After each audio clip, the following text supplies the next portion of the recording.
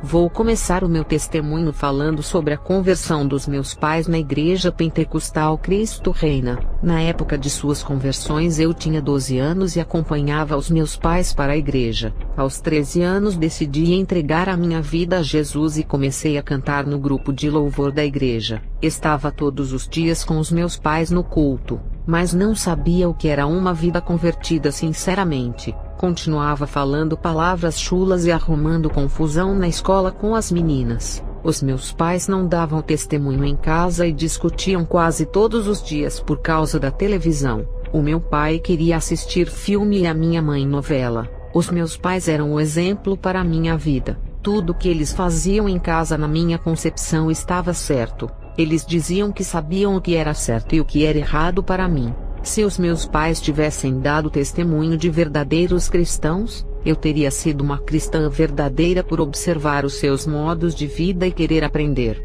Aquelas discussões dos meus pais eram normais para mim. Já estava acostumada e na escola fazia a mesma coisa. Eu discutia com as alunas da minha classe e agredia elas apesar de ser crente. Em uma noite eu tive um sonho. Uma pomba gigante voava por cima da minha casa. Ela dizia: "Não estou me agradando com o seu modo de vida, coloque a sua casa em ordem." No dia seguinte sonhei o mesmo sonho e falei para minha mãe. Ela não soube explicar. No terceiro dia sonhei o mesmo sonho e falei para o meu pastor. Ele disse que o Espírito Santo queria me usar e pedia um conserto. A igreja onde eu congregava era um ministério voltado para o louvor e adoração. Ter ensinamento era raro, e o pastor não era daqueles que cobrava santidade. Isso se refletia na vida dos meus pais e de toda a igreja. 3 anos se passaram, e eu com a minha família ainda congregávamos nessa igreja. Não houve mudança em mim, e não senti uma diferença.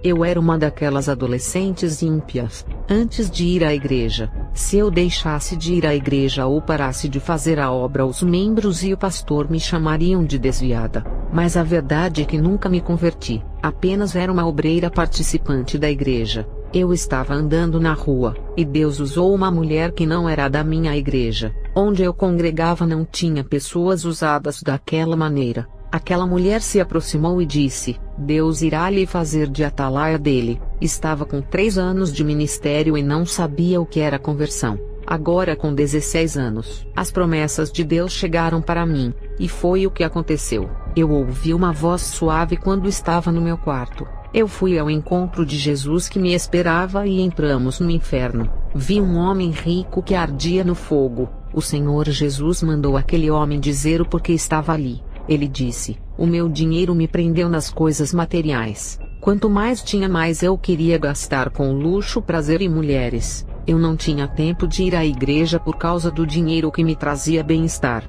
Viajava pelo mundo e nunca me lembrei de Deus. O dinheiro era mais importante para mim do que Jesus. O meu dinheiro me fez esquecer de Deus e impediu a minha salvação. Preferi a riqueza passageira da terra ao invés da riqueza celestial eterna. Não há esperança para quem desce a esse lugar." Contemplei no inferno o sistema carcerário que parece com celas de prisões das cadeias da terra. As almas são torturadas dentro de suas celas. Elas estão aguardando o juízo final, vivendo em dolorosa tortura. Jesus disse: "Serva, o pecado do mundo aprisiona as pessoas. Quem não sacrifica os desejos da carne e não matar o pecado que está na carne virá para esse lugar." Fale para os desviados que caíram na fé refletirem sobre as suas vidas, analisarem desde quando começaram a jornada e verem onde erraram e caíram para recomeçarem de onde pararam. No mundo há muita divisão entre cor, raça, povos, religiões, ricos, pobres, línguas e não há união entre eles. Em minha igreja não há união para me adorar. Até o inferno faz o seu papel de unir pobres com ricos e todos os povos, línguas e religiões. Todos estão unidos nesse lugar de tormento.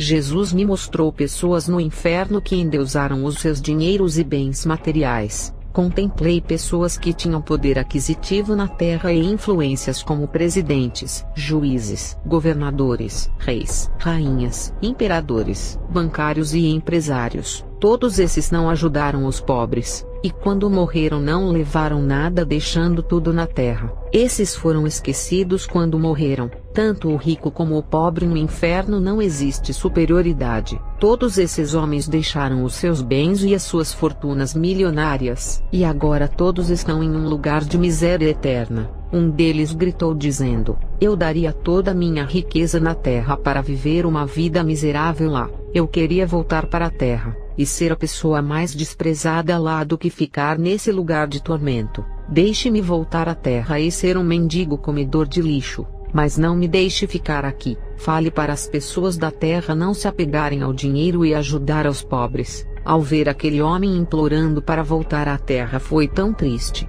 Eles se arrependem tarde demais. No inferno não há separação de classes entre ricos e pobres. Todos se misturam naquele lugar. Eu vi pobres, ricos, negros, pardos, brancos e morenos todos no mesmo lugar. Todas as religiões, culturas e línguas estão naquele lugar. Pessoas desde o tempo de Abraão e de várias épocas chegando até os nossos dias. Jesus me levou em um lugar no inferno onde vi um homem mendigo. Jesus disse: enviei o meu servo a esse homem, e todos os dias ele levava comida e suco. A palavra foi pregada, mas ele não quis entregar sua vida a mim e amanheceu morto por causa do frio.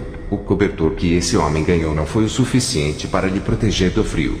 O mendigo gritava e dizia: eu não mereço esse lugar por viver uma vida miserável na terra. Eu mereço o céu. Isso não é justo. Esse mendigo tentava se justificar que não merecia o inferno por viver uma vida pobre e miserável na terra. O Senhor me mostrou cristãos no inferno em vários tipos de prisões. Isso significava que não foram libertos. Eles se esqueceram de santificar as suas vidas olhando para as falhas dos outros. Eles diziam: a mulher do pastor não se santifica, então não precisamos nos santificar. Eles sabiam que era pecado, e mesmo assim quiseram se espelhar em seus líderes. Eles, quando eram vivos, diziam entre eles: vi o pastor caminhando de shorts e camisa sem manga. Se fosse pecado ele não andaria assim. Até a sua filha vai à praia de biquíni. O outro grupo não santificava as suas vidas, e viviam acusando e julgando os ímpios, dizendo que iriam para o inferno.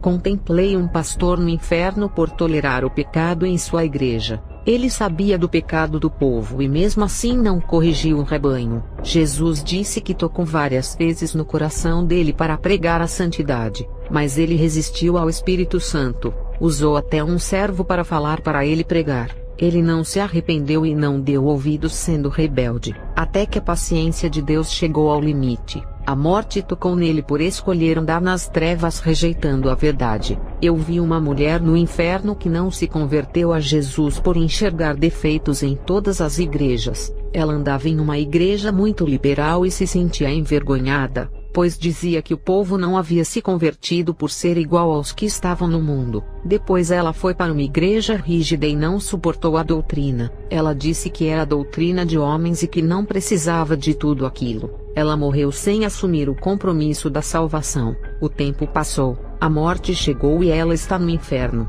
Jesus me mostrou cristãos no inferno que, ao invés de ajudarem os desviados a voltarem, condenavam eles, fazendo-os se afastarem mais do caminho de Jesus. Quando os desviados saíam da igreja, esses cristãos falavam mal deles e criticavam. Os desviados magoados nunca mais voltaram para o caminho de Jesus e prometeram nunca mais pisar os seus pés em qualquer igreja. Esses cristãos que fizeram isso estão no inferno. O Senhor Jesus me mostrou um pastor no inferno por amaldiçoar um cristão que saiu da sua igreja para ser membro de outra. Não devemos amaldiçoar aquilo que Deus criou, que é a sua imagem. Eu vi uma moça no inferno por se masturbar. Às vezes ela manuseava objetos para sentir prazer. Eu vi um cristão que fazia tatuagem em seu corpo por achar que não era pecado. O demônio da tatuagem saiu com a mesma aparência do desenho e começou a torturar esse rapaz no inferno. O demônio também tinha uma tatuagem e parecia uma fera.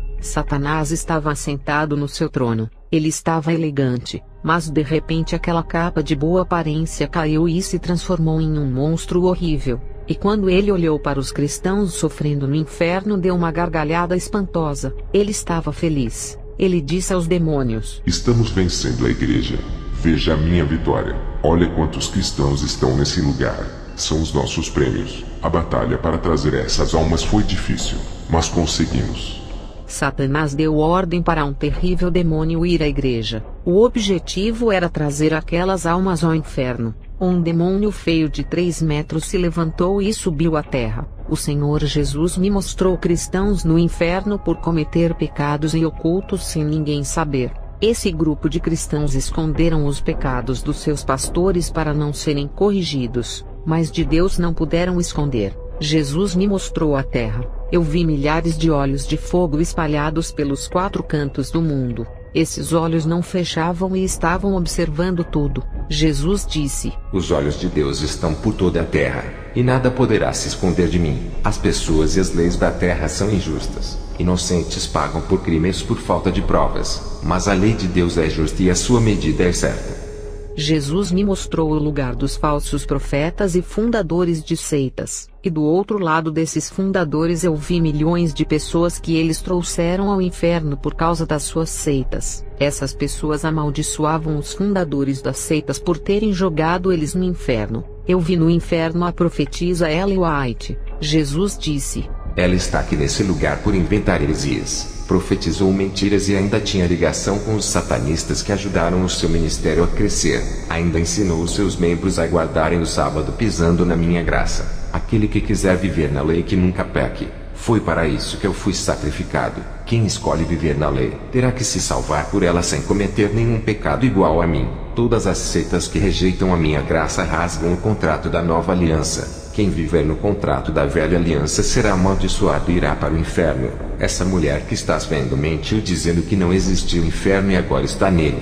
A semente que essa mulher plantou no passado ainda produz em desgraça e perdição aos que acreditam em seus ensinos. Eu vi como os demônios atormentavam aquela mulher. Quanto mais almas desciam ao inferno por causa do seu ensino, mais ela era atormentada. Desde a fundação da sua seita até agora, milhões de almas estão vindo para o inferno. Jesus disse: Testemunhem para mais almas para que venham a se salvar. Então subimos ao céu. Eu estava em um campo lindo cheio de flores. Um paraíso lindo com uma paisagem colorida, brilhosa e esplêndida. Uma cidade cheia murada de ouro puro e fino. Arquitetura celestial fantástica. O que o ímpio faria para morar nesse lugar? O anjo veio até a mim e Jesus nos deixou a sós. Chegou outro anjo com um livro na mão e parou de frente. O anjo abriu o livro e mostrou a data que eu me converti. Mas o meu nome estava apagado por não viver uma vida de acordo com a vontade de Deus. O anjo pegou outro livro diferente que era o da condenação. E quando vi meu nome ali eu comecei a chorar. O anjo disse: Todos os nomes que estão escritos naquele livro não herdarão a vida eterna. Eu queria muito morar naquele lugar, mas a minha condição de vida não permitia por ser indigna de ficar ali. O anjo me disse que eu olhava a vida alheia e não enxergava os defeitos da minha vida. O anjo disse: Está na hora de olhar para a sua vida e ver como ela está diante de Deus. Vi um espelho de ouro cujo vidro não existe na terra que resplandecia. Aquele espelho espiritual apareceu diante de mim e revelou todos os meus pecados. O meu rosto estava cheio de rugas, e a minha aparência era de uma idosa. Eu queria remover aquelas rugas para melhorar a minha aparência. Fiquei preocupada pois só tinha 16 anos. O anjo disse: Não se preocupe, são as marcas da imperfeição do pecado. Embora seja jovem, o seu espírito é velho, e já está chegando a morte para ele. Se não nascer de novo, irá morrer. O seu limite de vida está acabando. O salário do pecado é a morte. Essas rugas é o pecado do orgulho, do egoísmo, da falta de amor para com Deus e da maldade que está em seu coração. Você se considera perfeita. Não aceita a correção e também não se corrige a si mesma. Está esperando que Deus venha lhe corrigir. Não deixe chegar a essa ocasião de sentir o dedo divino tocando na sua vida. Eu disse para o anjo: Eu sou tão jovem para morrer. Irei primeiro do que os meus pais. O anjo disse: Para Deus a idade na terra não significa nada. O seu tempo de vida é medido no céu. A sua aparência espiritual é de uma idosa que já está quase morrendo. Eu não aceitava pessoas da igreja louvarem melhor do que a mim. E quando as servas de Deus visitavam a minha igreja, as pessoas falavam bem delas. A inveja me fazia dizer que elas não eram tão ousadas como pareciam. O diabo me usava para ridicularizar os servos de Deus, colocando defeitos onde não tinham. Nunca qualificava as pessoas que Deus usava. A inveja de querer ser igual a essas pessoas brotava em meu coração. Não admitia a realidade de ver pessoas sendo usadas. Não aceitava essa situação. No fundo do meu coração eu sabia que não tinha esses privilégios de ser igual a eles. Isso me corroía por dentro. Era orgulhosa e não aceitava ser a pior de todas. O anjo me fez conhecer os meus defeitos. Eu me arrependia de tudo. Ele pregou para mim a verdadeira doutrina que um servo de Deus tem que saber. Foram ensinamentos que na minha igreja nunca falavam. O anjo disse: agora volte para a terra. Quando terminou de dizer essa palavra, o meu espírito estava no meu corpo. Eu levantei do chão. Eu vi a mulher que me trouxe a profecia e disse que iria mudar de vida. A conversão chegou para mim pela primeira vez depois de 3 anos de igreja. Aquela mulher se despediu de mim e foi embora. Ela foi uma pessoa enviada por Deus que me fez entender o que Ele queria de mim. Fui para a igreja e falei da minha experiência ao pastor. Ele ficou ofendido quando eu disse que a igreja inteira estava no pecado. A congregação inteira começou a me perseguir. Fui humilhada. Eles diziam que eu queria ser santa demais. O pastor disse que eu estava com delírios e com heresias para destruir o ministério. Olhei para o rosto do pastor cheio de ódio. A sua face se transfigurava em rosto de um monstro horrível. Quando olhei para a igreja inteira, os seus rostos eram de monstros. O Espírito Santo falava na minha mente dizendo: eles perderam a imagem e a semelhança de Deus, e assumiram a face e a semelhança do seu mestre para quem eles servem. O pastor me tirou do grupo de louvor. Não podia mais cantar. Ninguém falava mais comigo. Estava sendo desprezada por todos. Eu era a estranha no meio de um povo. Voltei para casa, e os meus pais que congregavam no meu ministério disseram que eu não deveria ter falado as minhas experiências e me repreenderam. Chamei os meus pais e perguntei em quem eles iriam acreditar, se em mim ou no pastor. A minha mãe falou dizendo: filha, você sofreu uma mudança espiritual tão linda. Não é mais uma moça rebelde com os pais. Por causa da sua mudança eu vou acreditar em você, e não no pastor. O meu pai disse que o pastor era a autoridade da igreja, e que não podemos nos rebelar com aqueles que Deus ungiu para serem autoridade na terra. O meu pai disse: se o pastor estiver errado, Deus irá me mostrar. Naquela mesma noite o meu pai sonhou com a igreja inteira. O pastor pregava no púlpito e tudo estava escuro. Havia faltado energia. O meu pai olhava para o lado onde eu estava sentada e uma luz estava em cima da minha cabeça. Quando aquela luz tocou na minha cabeça, o meu corpo resplandecia todo e brilhava como a estrela. O meu corpo subiu por cima do teto e desapareceu. A igreja inteira ficou apavorada e dizia: Jesus veio e nós ficamos. Ele já arrebatou os seus escolhidos. O meu pai acordou assustado. Me abraçou pela manhã e pediu perdão a mim. O pastor me excluiu da sua igreja. Eu orei a Deus e pedi para ele me mostrar uma igreja que falava da verdade que a mim foi revelada. Deus preparou uma igreja séria para eu e a minha família. Anos se passaram e os meus pais envelheceram. Fiquei com uma idade boa para casar. Eu fiquei noiva de um homem de Deus, e tinha que viajar e deixar os meus pais para morar com ele. O casamento estava marcado. O pai do meu noivo tinha dado uma casa de presente para ele que seria o nosso lar. Os meus pais já eram de idade avançada e estavam sozinhos sem ninguém para cuidar. Eu tinha que tomar uma decisão de ficar cuidando deles, ou me casar e ir embora para viver uma vida feliz. Eu não podia levar eles comigo, e qualquer decisão que eu tomasse teria que renunciar a alguém, o que traria uma dor na alma. Eu escolhi não me casar, que era o meu sonho. Apesar de amar o meu noivo, eu não podia deixar os meus pais para não ter peso na consciência. Isso causaria uma ferida em mim. Os meus pais eram doentes e caminhavam bem devagar. Eu tive que preencher o vazio da tristeza me enchendo do Espírito Santo, já que eu tinha perdido um homem de Deus. Aprendi a conviver com os espinhos do caminho. Enfrentei a oposição por amor a Jesus. Ganhei jovens para Jesus que viviam na prostituição, no vício do álcool e do fumo. Estava pregando a palavra de Deus, e tive uma revelação de uma moça que queria parar de participar dos cultos e abandonar a igreja por causa de suas amigas que falavam mal dela. O Senhor me revelou quem era a moça, e eu perguntei a ela se havia outra igreja perto da sua casa. Ela respondeu: não, só tem essa igreja. Eu disse: não saia, somente ore e Deus vai operar. Alguns dias se passaram e as suas amigas pararam de lhe perseguirem, se afastando de vez. A moça ficou em paz. Nunca devemos lançar a mão do arado por causa dos defeitos de alguém. Todos são falhos. Qualquer igreja, empresa, escola ou lugar encontrará problemas. O que encontramos hoje é a liderança da igreja valorizando uns e outros não, e temos que nos acostumar com essas falhas. Outros, para chamarem a atenção, fazem algo para serem vistos por todos dentro da igreja. Obreiros saem da igreja por sentirem ciúmes do pastor, e outros, por não receberem oportunidade, saem também.